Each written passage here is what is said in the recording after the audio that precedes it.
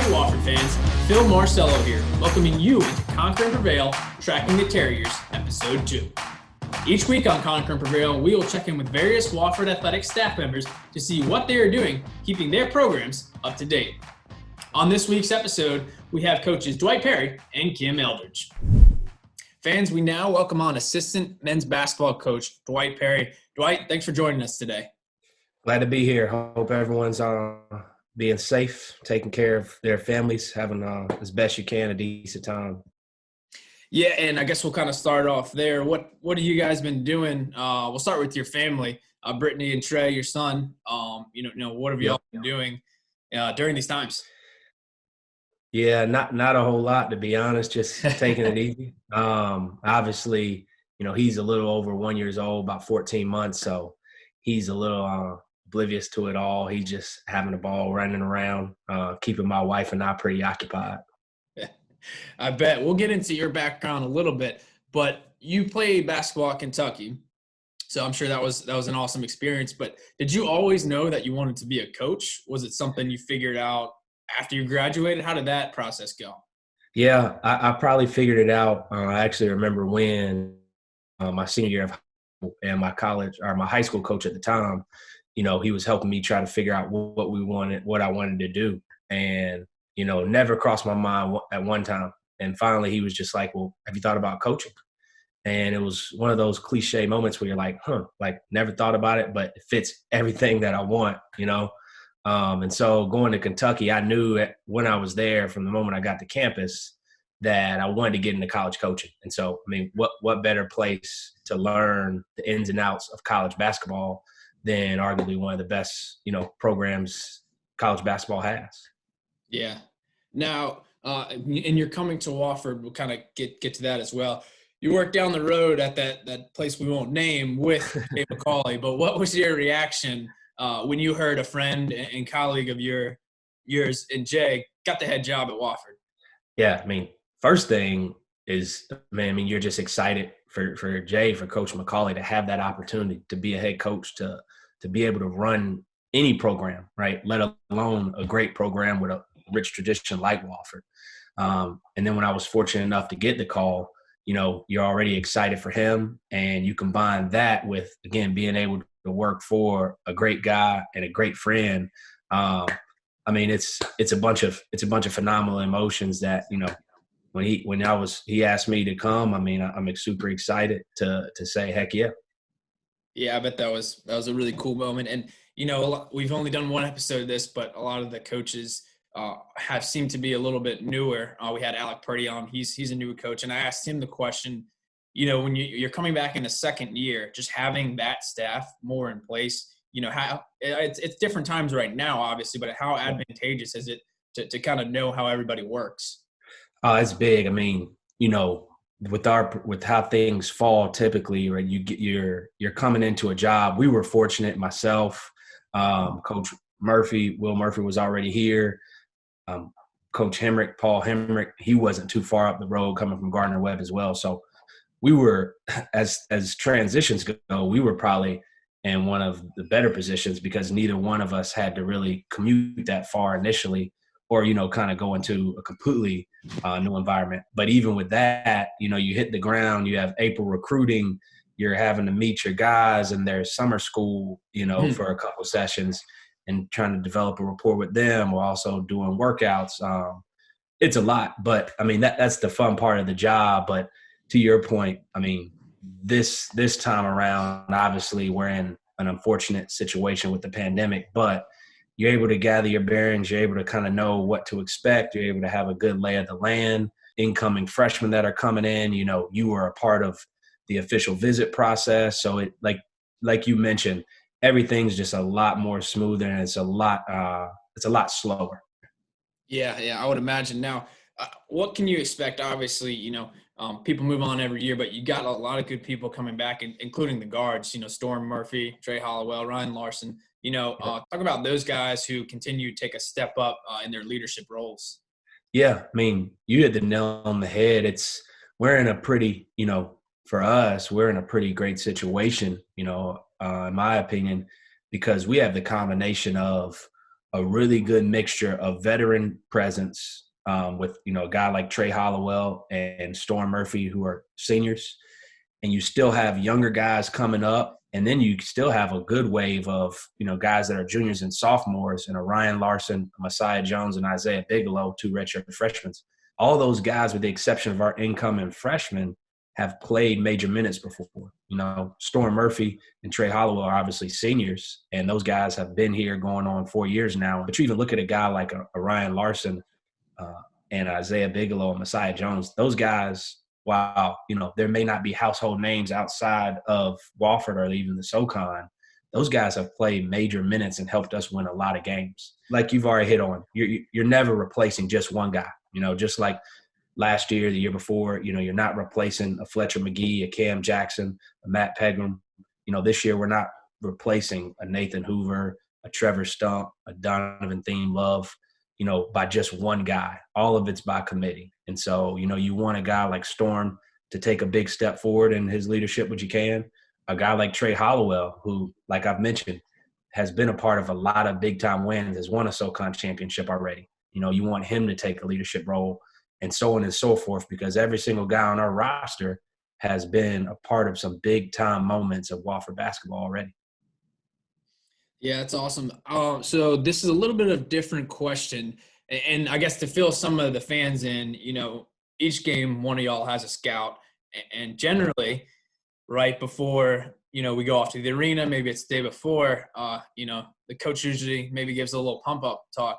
You have a special way of, at least the times that I've been there, of connecting with the players and delivering the speeches that myself and Tom Henson are trying to get out on the floor when you finish your speech. You just get them so pumped up. Is that like a skill that came naturally to you? Did you have to work on kind of how you worked with the players? I mean, from the outside looking in, it seems very natural, but I was just curious how that developed. Yeah, I mean, first off, it's I think myself, Coach Hemrick, and Coach Murphy, it's phenomenal, right? Because we're all, right. Anyone that knows us, we're all 3 completely different people. And so it's cool because you see, in some ways, the scout message that you're speaking of, each guy's personality kind of comes out a little bit in their own way when you deliver that, right? Myself, Coach Hemrick, Coach Murphy. So all that's pretty cool, because I think in some ways all of us learn from each other. As the season goes on, you see how a message is delivered. You see the approach a guy takes. And then, the big thing is, with Coach McCauley, anyone who knows him, there's very few coaches that are intense as he is. And so really, we have the easy part. We're just giving up an appetizer for him to kind of come in at the very end and just kill it, and we can roll out there. But, yeah, to be honest, I just try as best I can.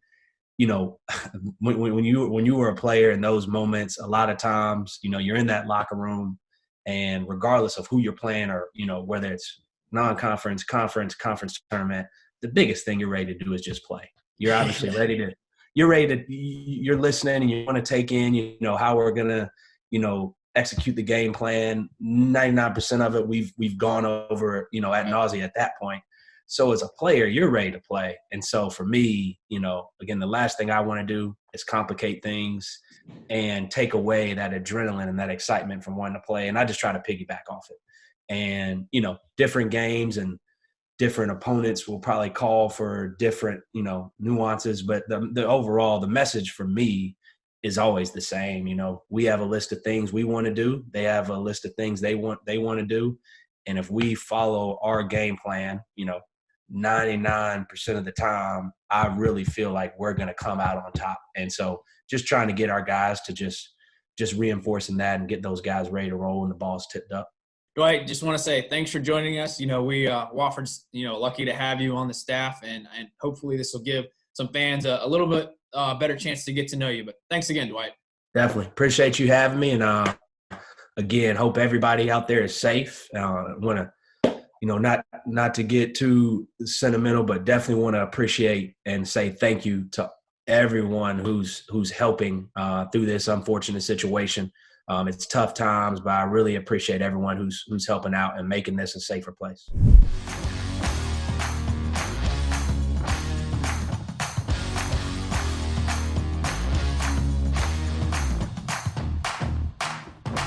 Wofford fans, we now welcome in women's lacrosse coach Kim Eldridge. Kim, thanks for taking the time to chat with us today.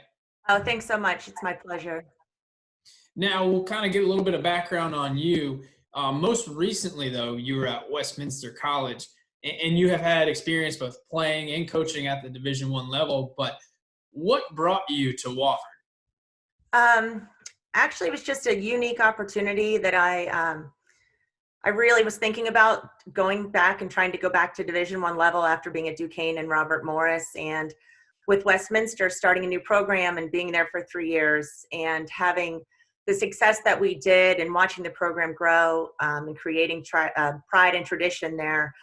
It just seemed like a seamless transition to take on, Wofford was a great opportunity, a really special place. And I just saw it as kind of the next step. Now, I touched on it briefly in the first question, but you have 3 children, 3 sons, and one of them plays at University of Richmond football. But given your background as, a former NCAA Division I athlete, a coach at that level, and then being a parent of someone that is kind of in the midst of this, how has that helped you, maybe giving you a little different perspective that someone else with not all of that background might have? I'm not really quite sure about that one. It's been entertaining, to say the least. My son Ray had a stage and makeup class every Tuesday, Thursday. That was fun to watch as a parent. But when everything happened and we were home and he started on with his Zoom classes, I'll tell you, I was so impressed by the professors. So I didn't have a Wofford student here under my roof, but I did have University of Richmond professors were on his Zoom call and engaging. And so the transition to online seemed to go really well for him. And he was starting classes before the girls started because we were still in spring break. So it gave me an idea of what to expect their experience to be, knowing the professors at Wofford and knowing, how important the education is. So it was fun to be a bystander in that, and then know that the trust was there for the professors to keep the education going and keeping the girls engaged. But then also he had Zoom calls before, they were kind of in quarantine before we were. And so it did give that perspective to listen to him be on the Zoom calls with his teammates, his coaches. And, it was, being a parent and a coach definitely made it more fun, to be able to do both things. That's interesting. Now, again, this is your first year, and obviously your season was impacted, but what can you just build on, next year, hey, I'm familiar with Wofford, what little things can you build on to go into the next season, which is hopefully a normal one? That's a great question, because this year, in terms of transition, coming down, moving to South Carolina, getting to know my team, getting to know the character of the school, and what just really trying to figure out what the first season would look like. And going into it, we had anywhere from 4 to 6 freshmen starting as we were going into our 6th game. That was American, when we lost in overtime to them. So we really have grown as a program and as a team and as a family. We were so fortunate, and we did not have any seniors this year, which I think is so unique. And probably, I don't know if there's any other schools out there that can say that their roster, it's to go to next year, it really is the same. It is the same core group. So that's really exciting for me to be able to build on the young program. We had on attack, we had 4 freshmen and three sophomores starting in our final game. So, and when I actually went back and looked at stats, our sophomores maybe had 5 and 3 goals, Elizabeth Ralph and Allie Fernari. And then our other core 5 players, every attacker scored at least 2 goals in that game. So we really started contributing as a team together. Yeah, and it really seemed, obviously I had a closer look at the home games, but it really seemed like y'all were starting to click and the offense was going, and some really, really competitive games down the stretch. It's going to be great to see the program build. Now, we got to touch on it. Yesterday was Mother's Day, so did you get to enjoy some time with your sons? I did. It was awesome. I grill a lot of burgers in this house. Really tall, big guys. So we had a really fun day together, and they, it was great. We'll kind of end on this one, and I've seen a little bit of what you have done, but what have you done to keep the interaction with your team during this? Obviously, they're going into finals, they're still doing schoolwork, but what have you and the coaching staff done to keep the girls engaged and maybe doing different activities? One, I'm really fortunate to have Abby Shields as an assistant. I'm not so involved so much with the Instagram and the social media posting, but I will say the girls we started off doing weekly Zoom calls, and we went from being very competitive and competing every day and looking at wanting to win, and then all of a sudden they went home and realizing our first game isn't now until another year from now, or in February. So we try to be creative in giving them a baseline of what to do in terms of working out, and created a competition between 3 teams, and they really ran with it. They did their own videos. They they then reported back with points and announced winners at the end of the week. And then they also did a social media play of the day, which was something in their home with their families that they did that was fun and kind of broke the boredom a little bit. So it was fun to see their stories on Instagram. So if anyone gets a chance to watch our Instagram, you get to dig into the stories a little bit more than I knew how to, but they were fun.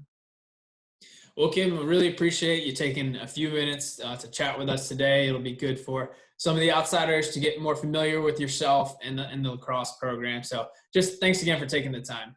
No, thanks, Phil. I appreciate it. Hope you have a great week.